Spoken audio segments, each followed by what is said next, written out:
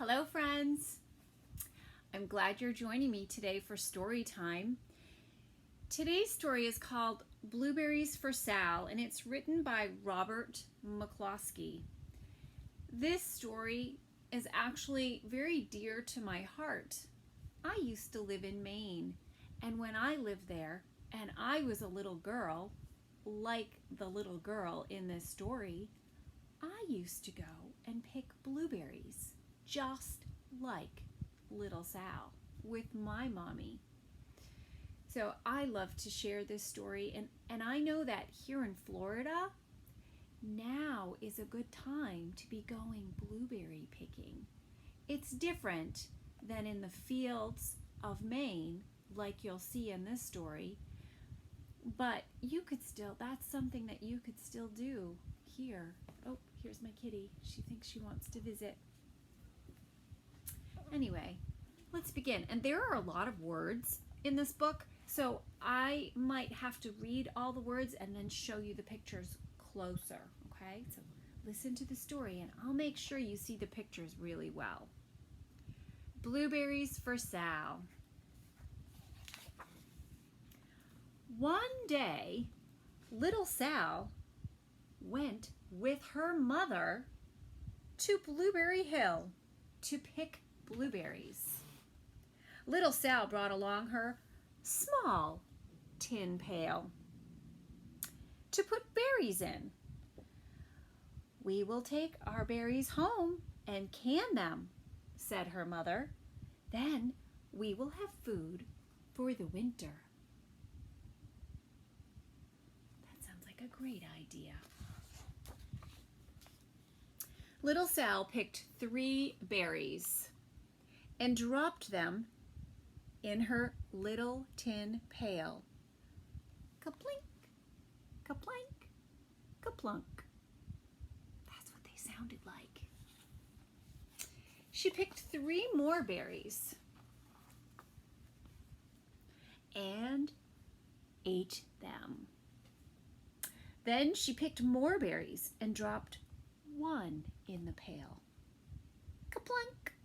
And the rest she ate. Then little Sal ate all 4 blueberries out of her pail.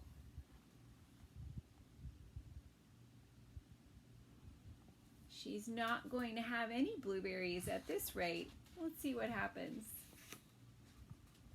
Her mother walked slowly through the bushes, picking blueberries as she went and putting them in her pail.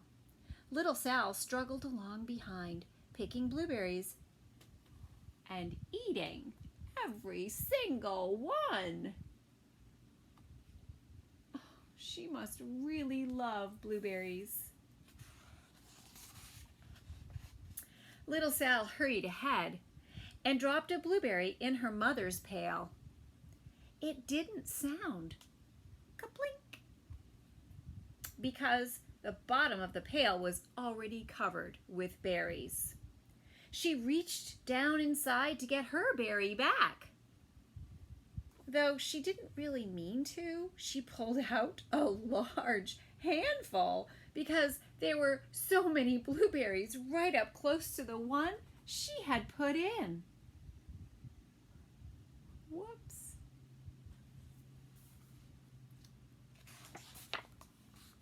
Her mother stopped picking and said, "Now, Sal, you run along and pick your own berries. Mother wants to take her berries home and can them for next winter." Oh.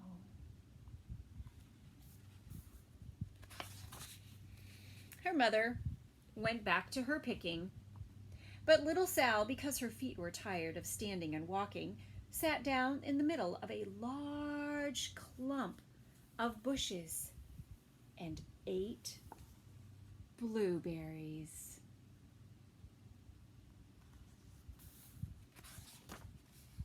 On the other side of Blueberry Hill, Little Bear came with his mother to eat blueberries.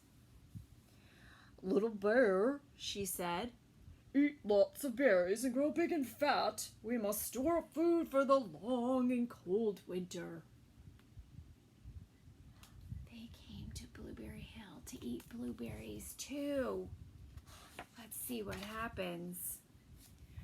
Little Bear followed behind his mother as she walked slowly through the bushes, eating berries. Little Bear stopped now and then to eat blueberries, of course. And then he had to hustle to catch up. He's got to go find Mom. Because his feet were tired of hustling. He picked out a large clump of bushes and sat down right in the middle and ate blueberries. Wow, that's just like little Sal. She did the same thing. Over on the other side of the hill, little Sal ate all of the berries she could reach from where she was sitting. Then she started out to find her mother. She's going to go look for Mom.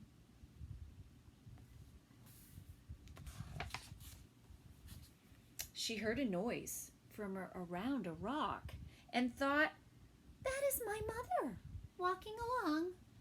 Here she is. She's going to peek around the rock and see if it's her mother. Oh, but it was a mother crow and her children, and they stopped eating berries and flew away saying, caw, caw, caw. Then she heard another noise in the bushes and thought, that is surely my mother. I will go that way. Let's see what happens. But it was Little Bear's mother instead. She was tramping along, eating berries and thinking about storing up food for the winter. Little Sal tramped right along behind. She's following Mother Bear. Let's see what happens. By this time, Little Bear had eaten all the berries. There he is. He could reach without moving from his clump of bushes, and then he hustled off to catch up with his mother. He hunted and hunted, but his mother was nowhere to be seen. He heard a noise from over a stump and thought, that is my mother walking along. So he's going to go look on the other side of the stump and see if the noise he hears is his mother. Let's see. But it was a mother partridge and her children. Can you see that? They're birds. They stopped eating berries and hurried away. Then he heard a noise in the bushes and thought, oh, that is surely my mother. Oh, I will hustle that way. He's gonna go see. But it was little Sal's mother instead. She was walking along, picking berries and thinking about canning them for next winter. Little Bear hustled along right behind her. They're getting all mixed up, aren't they? Let's see what happens.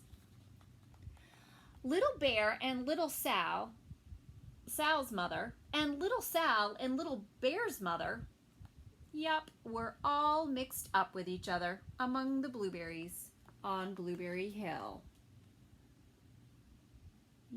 They're all mixed up. Look, there's little Sal following Mother Bear. Little Bear's mother heard Sal walking along behind, and she thought it was Little Bear. And she said, Little Bear, munch, munch, eat all you can possibly hold. Swallow. Little Sal said nothing. She picked 3 berries and dropped them into her pail. Kaplink, kaplank, kaplunk. Into her small tin pail. Little Bear's mother turned around to see what on earth could make a noise like kaplunk. Grumph, she cried, choking on a mouthful of berries. This is not my child. Where is my little bear? She took one good look and backed away. She was old enough to be shy of people, even a very small person like little Sal. Then she turned around and walked off very fast to hunt for little Bear. Wow, she was so startled. Little Sal's mother heard little Bear tramping along behind and thought it was little Sal. She kept right on picking, thinking about canning blueberries for winter. She thinks that it's little Sal. Let's see what happens. Little Bear padded up and peeked into her pail. Of course, he only wanted to taste a few of what was inside, but there were so many, and they were so close together that he tasted a tremendous mouthful by mistake. Uh-oh. Now, Sal, said little Sal's mother. Mother wants... Oh, no. Now, Sal, said little Sal's mother without turning around. You run along and pick your own berries. Mother wants to can these for next winter. Little Bear tasted another mouthful. A tremendous mouthful, and almost spilled the entire pail of blueberries. Uh-oh. Little Sal's mother turned around and gasped. Oh, my goodness, you are not little Sal. Where is my child? Little Bear just sat munching and swallowing and licking his lips. Little Sal's mother slowly backed away. She was old enough to be shy of bears. Yup, even very small bears like Little Bear. Then she turned and walked away quickly to look for little Sal. Uh-oh. She hadn't gone very far, phew, before she heard a kaplink, kaplank, kaplunk.